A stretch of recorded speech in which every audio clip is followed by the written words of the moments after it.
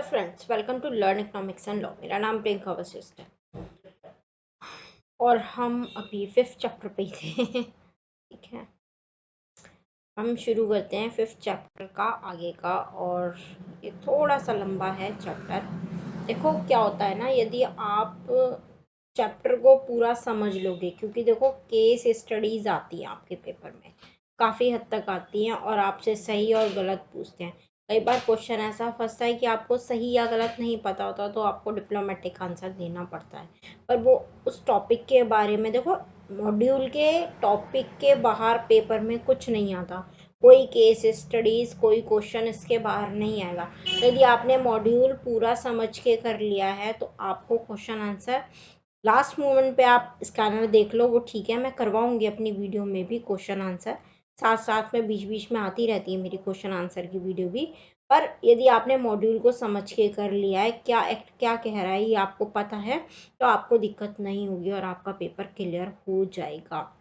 Otherwise तो बहुत problem है यदि आप फॉर्मेट लेके चलेंगे खाली मॉड्यूल का ही, कि खाली मैं मॉड्यूल ही कर लूँ, क्वेश्चन आंसर बिल्कुल भी नहीं चलूँ, तो देखो उससे भी नहीं चलेगा। और यदि आप सोचें कि मैं सिर्फ क्वेश्चन आंसर कर लूँ और मॉड्यूल करूँ ही ना, तो उससे भी बात नहीं बनेगी। तो आपको दोनों चीज़ें लेके चलनी पड़ेगी, इसलिए मैं दोनों चीज़ें लेके चल रही हूँ। मैं मॉड्यूल भी समझाती हूँ भाई, जिसको डिटेल में पढ़ना है, जिसके पास सफिशिएंट टाइम है वो डिटेल में पढ़े, डिटेल में समझे चीज़ों को, ठीक है। और यदि जिसने सिर्फ एग्ज़ाम के पॉइंट ऑफ व्यू से पढ़ाई करनी है, वो क्वेश्चन आंसर देख ले मेरी वीडियो के जो उठा के पीछे मैंने किए हैं। मैंने स्कैनर के भी काफ़ी क्वेश्चंस करवाए हुए हैं पेपर के। जब अभी दिसंबर अटेम्प्ट आ रहा था उससे पहले स्कैनर लाई थी मैं कॉर्पोरेट स्ट्रक्चरिंग का, और उसमें भी मैंने काफ़ी हद तक क्वेश्चंस करवाए थे। तो अब चलो चैप्टर शुरू करते हैं। चैप्टर का नाम है, ठीक है, तो आप समझ के चलेंगे तो बेटर रहेगा मेरे हिसाब से, ठीक है। अब यहाँ से हम करते हैं, ये हमने कर लिया था, ठीक है। अब ये ना एक्चुअली मतलब ख़त्म तो हो गया, पर अभी भी ये इतना रह रहा है। और इसमें ना ये सब चीज़ें ना पॉइंट छोड़ नहीं सकते। देख लो आप इसकी लेंथ कितनी जा रही है, छोड़ नहीं सकते, क्योंकि इसमें से पता नहीं कब कहाँ से क्या पूछ लेंगे। चलो हम करते हैं, ठीक है ना।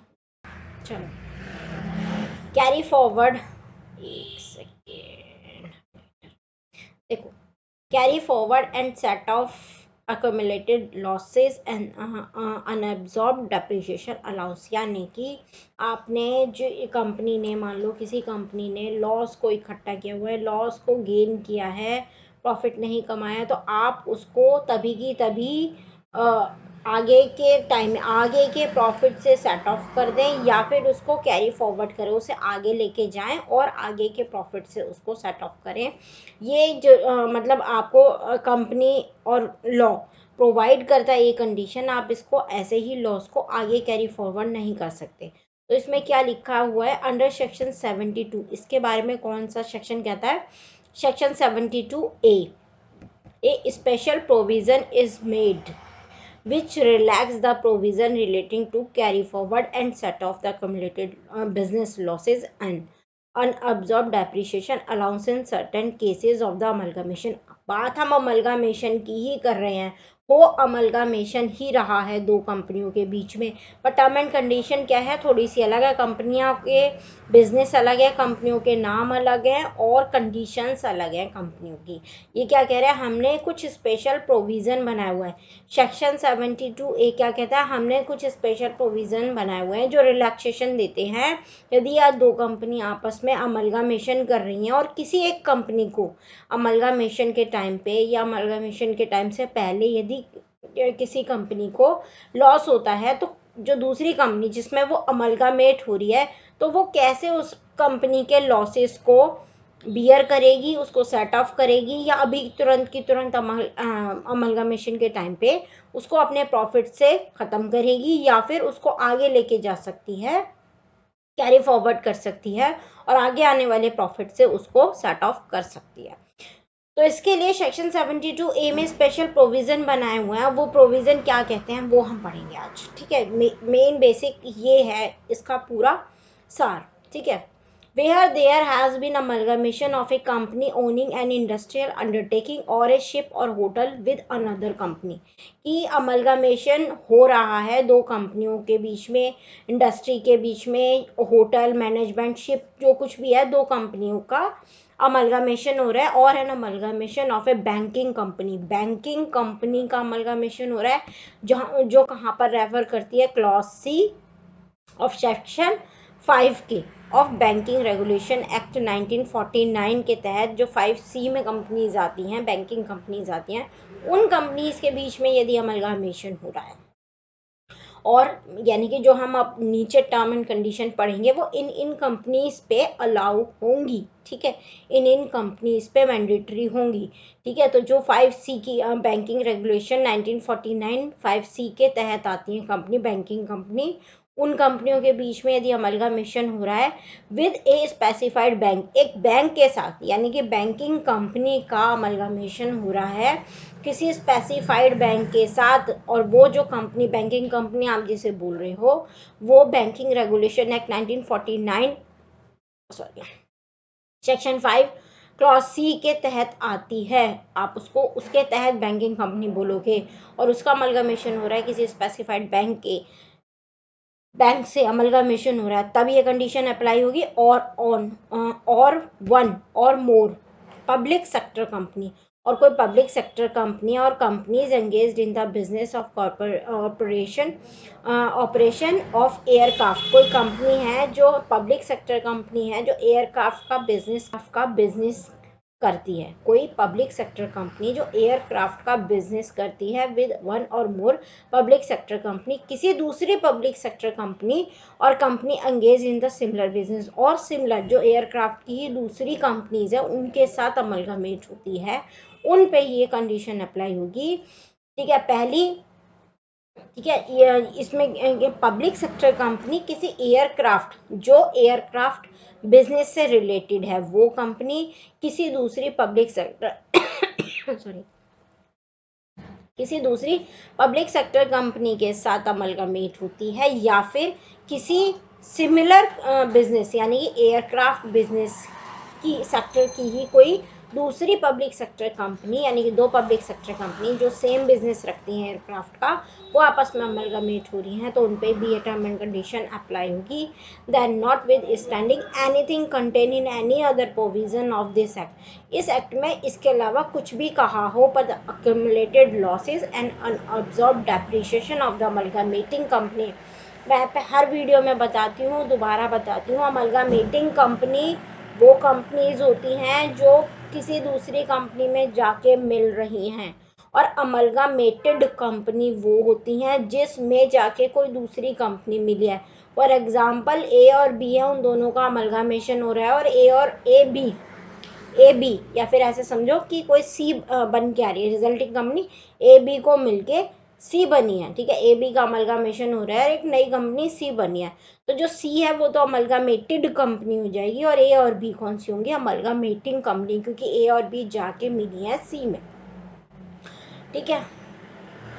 तो accumulated losses and unabsorbed depreciation of the amalgamating company shall be deemed, मानोगे आप, यानी कि जो लॉस है जो अमलगामेटिंग कंपनी यानी कि जो जाके मिली है उसमें, जिनका अमलगामेशन हुआ है किसी दूसरी कंपनी में, उन कंपनीज में यदि किसी तरीके का लॉस है तो आप मानोगे as the case may be allowance for depreciation of the amalgamated company, वो अमलगामेटेड कंपनी के डेप्रिसिएशन फॉर अलाउंस माने जाएंगे for the previous year in which amalgamation was effected, यानी कि जिस ईयर में अमलगामेशन इफेक्ट हुआ है, ऐसा केस में भी allowance for depreciation of the amalgamated company for the previous year in which the amalgamation was affected.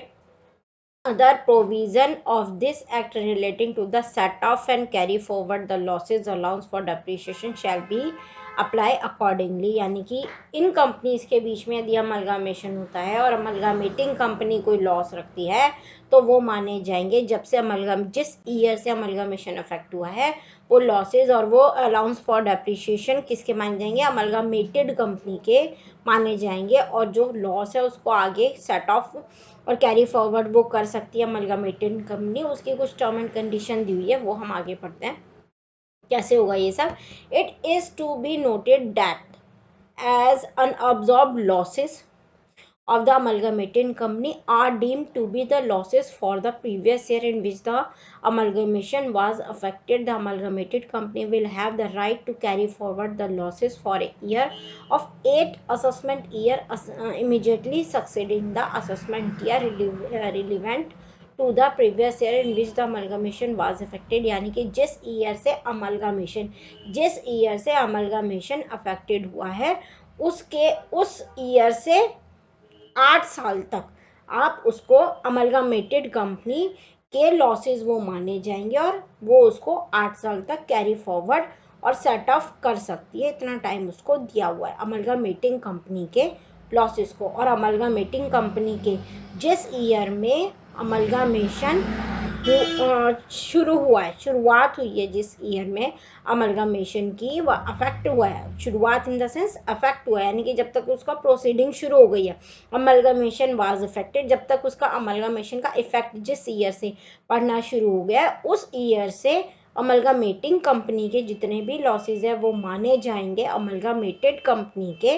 और अमलगामेटेड कंपनी को ये राइट है कि वो जिस ईयर से उसका ये अमलगामेशन अफेक्ट हुआ है उस ईयर से वो सेट ऑफ कर सकता है और आगे कैरी फॉरवर्ड कर सकता है अमलगामेटिंग कंपनी के लॉसेस को। ये बात क्लियर हुई? मैंने आपको समझाने के लिए पूरा पैराग्राफ बोला है, थोड़ी सी बातें रिपीट भी हो गई होंगी तो आप समझ लेना बात को जो मैं कहना चाह रही हूँ। ठीक है, अमलगामेटिंग कंपनी के लॉसेस को अमलगामेटेड कंपनी के लॉसेस माना जाएगा उस टाइम से जिस उस ईयर से जब से अमलगामेशन इफेक्ट हुआ है। ठीक है, और अमलगामेटेड कंपनी को यदि वो इन ऊपर जो हमने पैराग्राफ में ऊपर कंपनीज पढ़ी इन कंपनीज में वेरी करती है तो आपको ये राइट है, अमलगामेटेड कंपनी को ये राइट है कि वो लॉसेस को आगे सेट ऑफ और कैरी फॉरवर्ड कर सकता है। हाउएवर द अबव रिलैक्सेशन, ये जो रिलैक्सेशन है, shall not be allowed in the assessment of the amalgamated company unless, जब तक ये सारी बातें, जब तक ये वाले पॉइंट जो लिखे हैं ये सारे पॉइंट सेटिस्फाइड नहीं होंगे, अमलगामेटेड कंपनी जब तक ये सारे पॉइंट सेटिस्फाइड नहीं करेगी तब तक ये ऊपर के तब तक उसे कोई राइट नहीं है, कोई अलाउंस उसे नहीं मिलेंगे, कोई राइट नहीं है उसको लॉसेस को कैरी फॉरवर्ड और सेट ऑफ करने का। ये पॉइंट्स भी अमलगामेटेड कंपनी को फुलफिल करने पड़ेंगे तभी वो अलाउंस ले सकती है और उसको लॉसेस को कैरी फॉरवर्ड और सेट ऑफ कर सकती है। ठीक है, अब वो क्या है? द अमलगामेटेड कंपनी, जो अमलगामेटेड है, ये सब अमलगामेटिंग कंपनी के ऊपर नहीं है क्योंकि आगे अब कैरी फॉरवर्ड सारी जिम्मेदारी किसकी हो गई? अमलगामेटेड कंपनी की हो गई है और अमलगामेटेड कंपनी जो है उसको सारे राइट भी मिलेंगे तो लायबिलिटी भी उसी की। अब अमलगामेटेड कंपनी को ये सारे पॉइंट्स क्लियर करने पड़ेंगे यदि उसको अलाउंस और लॉसेस को अमलगामेटिंग कंपनी के लॉसेस को कैरी फॉरवर्ड सेट ऑफ करना है तो वो क्या है?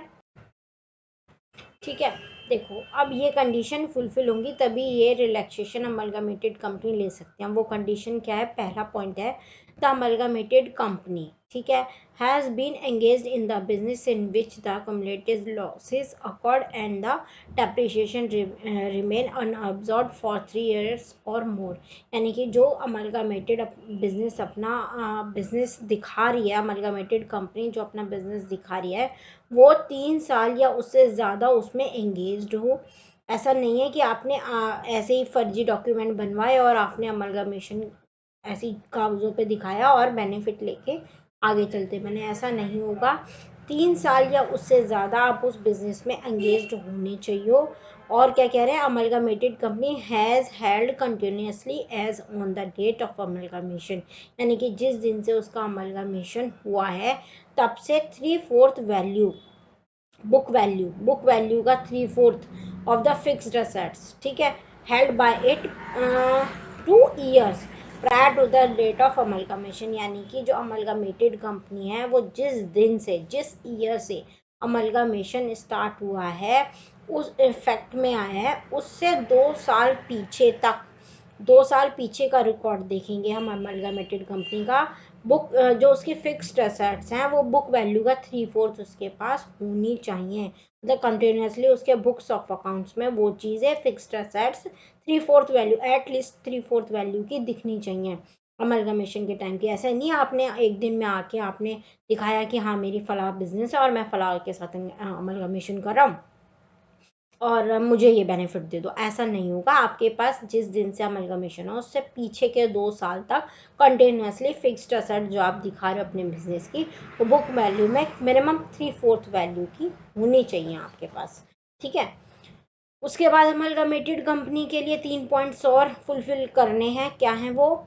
The amalgamated company hold continuously for a minimum of 5 years from the date of amalgamation at least 3/4 of the book value of fixed assets of the amalgamating company acquired at the scheme of amalgamation। यहाँ पर ये कह रहे हैं, ये तो हो गई बात पीछे की।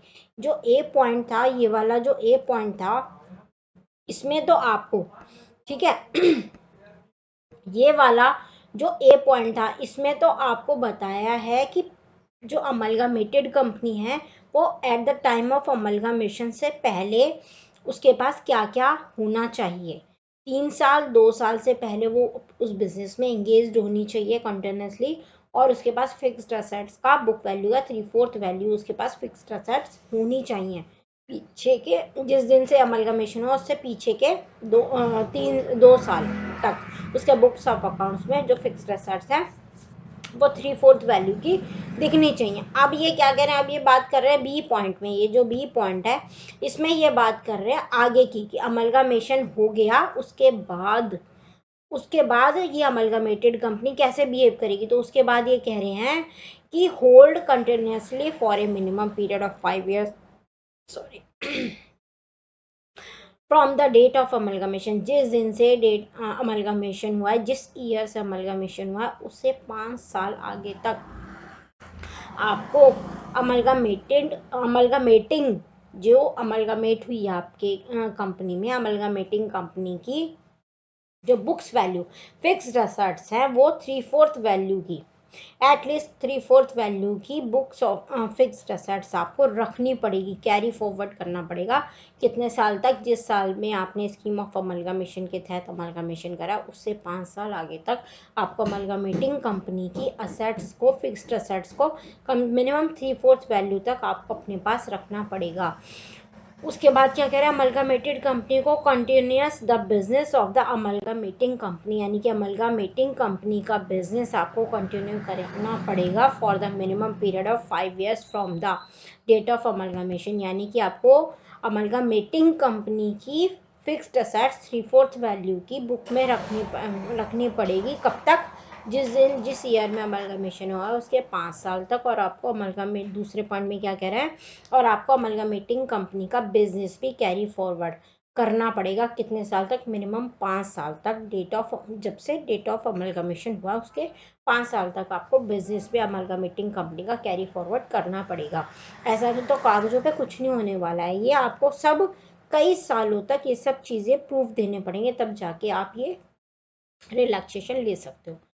उसके बाद थर्ड पॉइंट में क्या कह रहा है, fulfil such other condition as may be prescribed to ensure the revival of the business of the amalgamating company, यानी कि अब ये सारी कंडीशन फुलफिल करने के बाद जो अमलगमेटिंग कंपनी है वो किसी ना किसी वजह से तो कोई कंपनी किसी कंपनी में मिली होगी ना, तो यानी कि उस पर सर्वाइवल नहीं हो पा रहा है, तो जो बिजनेस के सर्वाइवल के लिए, अमलगमेटिंग के लिए, और to ensure that the amalgamation is for genuine business purpose, ये सारी कंडीशन क्या है, अमलगमेटिंग कंपनी के रिवाइवल के लिए है, यानी कि उसका सर्वाइवल 5 साल तक होता रहे। जब वो किसी दूसरी कंपनी में जाके मिला है तो उसके बाद भी उसके 5 साल तक उसका बिजनेस चलता रहे, उसके असेट्स रहें, और जो ये अमलगमेशन हुआ है, जो स्कीम ऑफ अमलगमेशन के तहत अमलगमेशन हुआ है, ये बिल्कुल जेन्युइन हो, ठीक है। इसलिए ये सारी कंडीशन रखी हुई हैं। अब ये आगे क्या कह रहे हैं, It further provides that in case where any of the above condition are not complied,